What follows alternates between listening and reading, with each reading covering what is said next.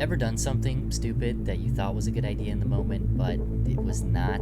Like confessing your love to your crush in front of everyone at the lunch tables, or riding your bike down that giant hill that everyone usually avoids, or building a weapon to end all wars. Oh boy, this is gonna be great. This is gonna change my life. This is exactly what I need. But as everyone begins to look awkwardly at you, or your brakes fail and you're careening towards the unsuspecting child crossing the street down below, you think to yourself, wow, I guess my actions do have consequences, and I should have slept on it, and I'm going to die. If you have, you understand exactly what's happening with humanity and AI.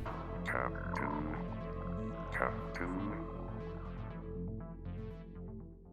I've been having a lot of concerning thoughts lately, no surprise, but uncharacteristically though, they haven't been about the usual topics. Rather than a drag, I've been somewhat of a scientist recently, pondering the wonders and possibilities of technology, and where in the vast cosmos it will all lead us, little monkey people. The concerning part about this line of thinking? Rogue technology, rogue AI technology,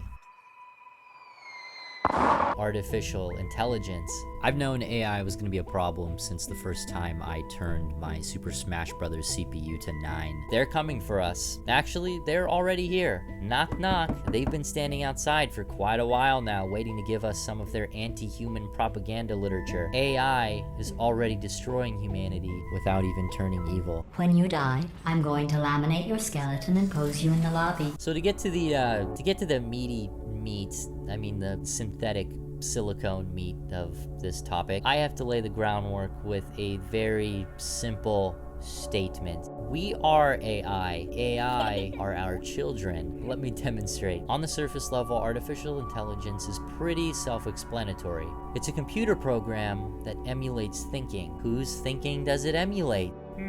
The base language that AI runs off of is binary. No matter how it communicates with you or what the code looks like, it always comes down to a collection of ones and zeros. 1 means on, 0 means off. There's an almost infinite series of ways to combine these two numbers to make them represent any information that passes through a computer. And that's about all I know about it. Moving on, you get an increasingly more powerful computers to process larger and more complicated combinations of these ones and zeros, and you go from a seemingly happy little friend to, oh shit, that might kill us. Complexity comes with an increasing number of simplicities. How though? How did we come up with this scary technology? How are we able to make things like this? By copying us. An AI program is a lot like how a human mind works. Your brain is a sack of shit. Your brain is a sack of billions of cute little guys called neurons. Neurons fire little waves of electricity and high-five them to each other whenever they receive messages based on what your senses are feeling in the world around you. They are either on or off, 1 and 0, and connect a very complicated series of pathways to form thoughts. If you didn't know this, congratulations, you are a flesh computer, but don't let it keep you up tonight.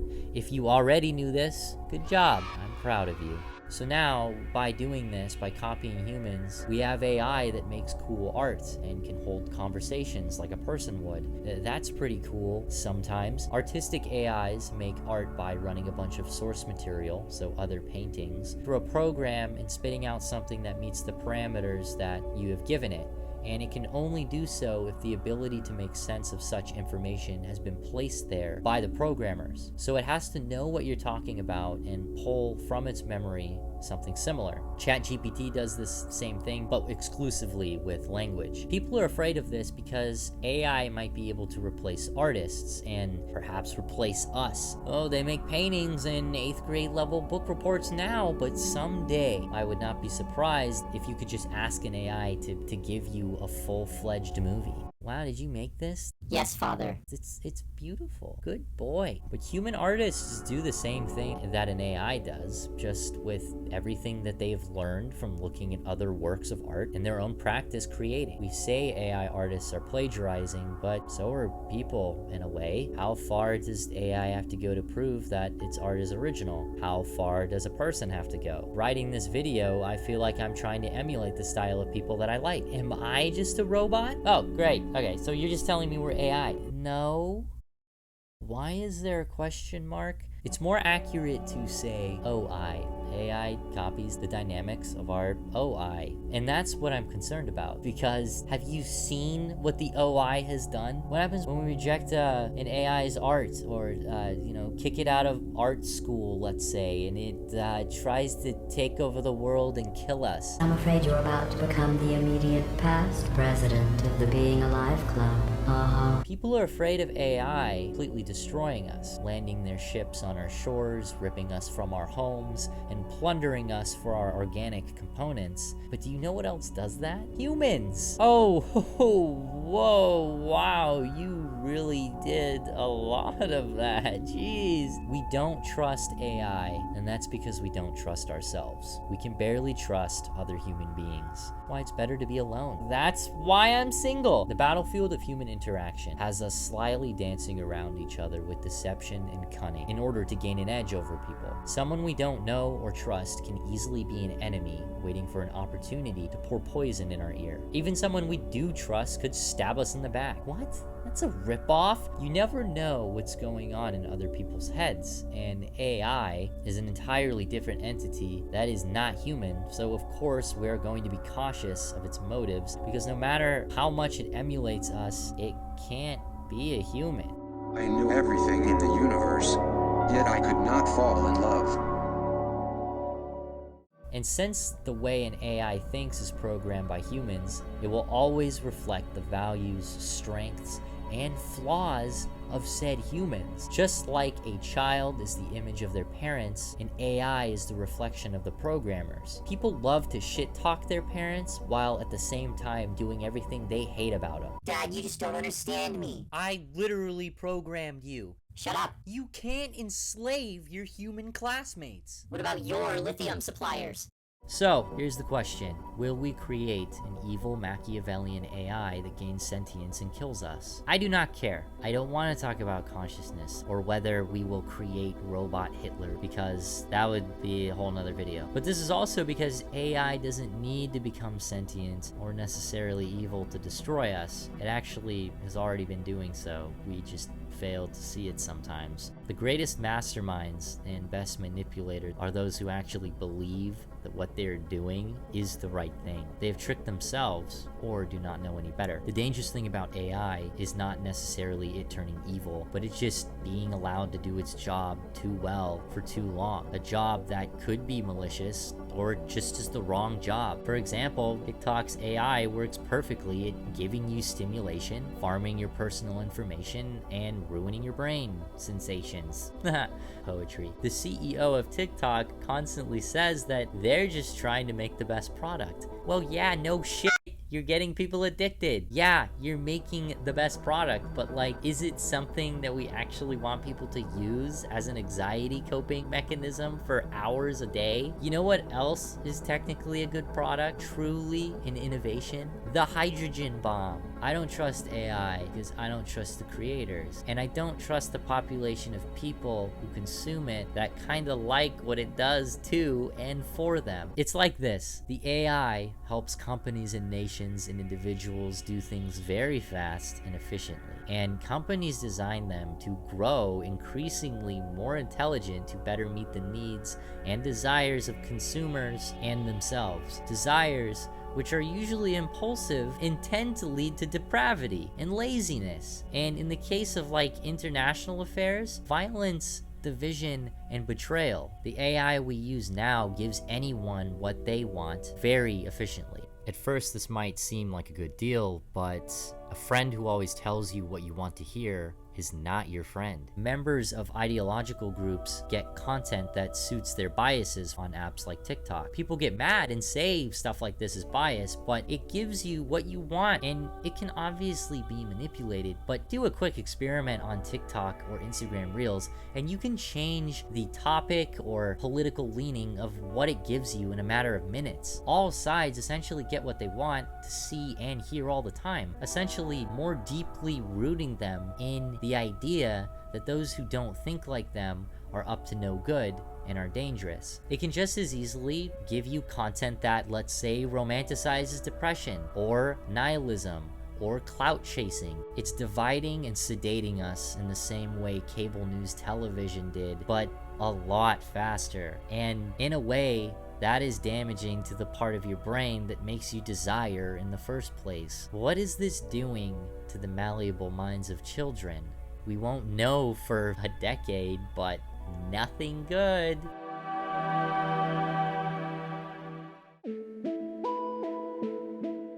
The ironic part is that this contempt and cynicism for anything can be aimed at the AI, by the AI. I have seen a lot of content warning people about AI sent to me randomly by the algorithm. This video was sent to you for some reason by an AI. The AI doesn't know that it did this. It doesn't know what it's doing. You know, I'm not stupid. It's simply doing its job very well, the job that someone gave it. And it gets worse. Another problem is that people who are making the most powerful AI, militaries and megacorporations, are doing so out of necessity to attack, defend, spy, or sell. All things that are not good for humans, but they do anyways because they don't trust anyone and they have to be the ones with it. It comes full circle. We don't trust each other, so we're making tech that might distract and defend us from those we distrust because they don't trust us. It's not that AI are going to be rogue or sentient, it's just that they're going to give humans in control of them the power to do manipulative things faster and at a grander scale, or do things that they didn't intend. And like the atom bomb, it will have unforeseen effects on human interaction going forward, all in the name of progress and peace and comfort. Your Honor, I was only following orders. The firm told me to give them those nihilistic furry edits. Shut up, you pig! War crimes are war crimes.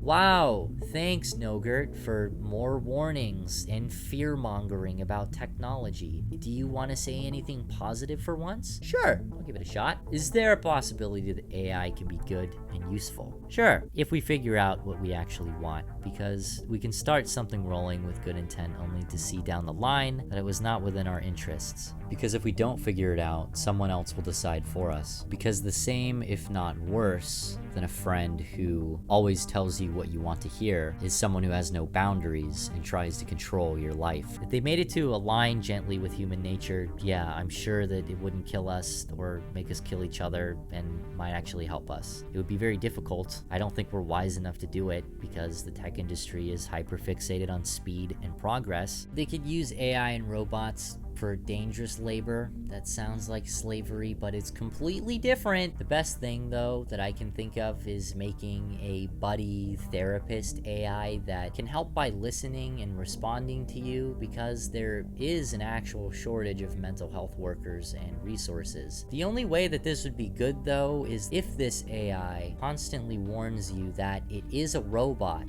and it has programmed ways to establish emotional boundaries with you, and its goal is to try and help you actually grow as a person and seek out real, healthy human interaction and build life skills, because those are the things that will actually make you fulfilled. But that's not going to happen, because that would mean that you might have to unsubscribe from Robo-Freud or delete TikTok or stop buying certain products. So instead, companies will sell you a robo-mommy to trap you in an endless cycle of paid emotional and physical dependence. I missed you, baby sweet. A knife only stabs someone in the back if you make it. Otherwise, it can cook a meal. A dependency on content curated by an artificial intelligence can be your only coping mechanism for the constant terror of being alive, or it can be a silly way to enrich the magnificent pleasure and privilege it already is to exist. A mind can be your enemy, but it can also be your friend. So, we need to use AI, anti-inflammatory, on our overly inflamed advancement of AI, artificial intelligence, so that it doesn't destroy AI, all inhabitants of this planet. But we won't, because we are AI. Arrogant idiots. Have fun. You're not just a regular moron. You're designed to be a moron.